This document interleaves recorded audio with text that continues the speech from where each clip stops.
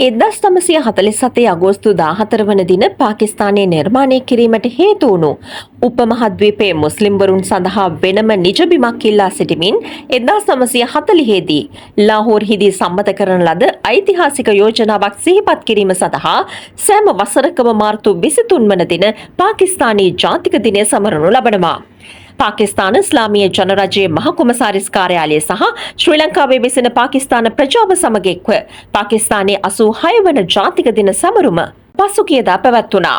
ඒ පාකිස්තානීය ශක්තිමත් ජව සම්පන්න ප්‍රගතිශීලී ප්‍රජාතන්ත්‍රවාදී සහ සුබසාධන රාජ්‍යයක් බවට පත් කිරීමට අධිෂ්ඨාන කර ගනිමින් 2025 මාර්තු 23 වන දින පාකිස්තාන මහ කොමසාරිස් කාර්යාලයේ පැවති උත්සවයකදී පාකිස්තාන මහ කොමසාරිස් මේජර් ජෙනරාල් විශ්‍රාමික ෆාහිම් උල් අසීස් මහතා පාකිස්තාන ධජය ඔසවනු ලැබුවා.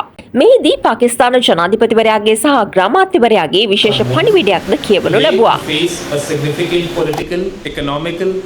And security challenges. In today's world, Pakistan must navigate complex realities, tackle economic pressures. නායකින් දෙදෙනාම දිනේ වැදගත්කම ඉස්මතු කළ අතර අම්සා මුහම්මද් අලි ජින්නා, ආචාර්ය අල්ලාමා මුහම්මද් ඉක්බාල් සහ පාකිස්තාන ව්‍යාපාරයේ අනෙකුත් නායකයින්ට මෙහිදී උපහාර දක්වනු ලැබුවා.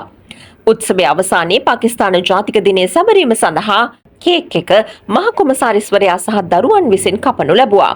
මෙම උත්සවයට ශ්‍රී ලංකාවේ වෙසෙන පාකිස්තාන ප්‍රජාවේ සමාජිකයින් විවිධ ශ්‍රේෂ්ඨ බල සමාජිකයින් සහ මාධ්‍ය නියෝජිතයින් විශාල පිරිසක් සහභාගී වී සිටියා.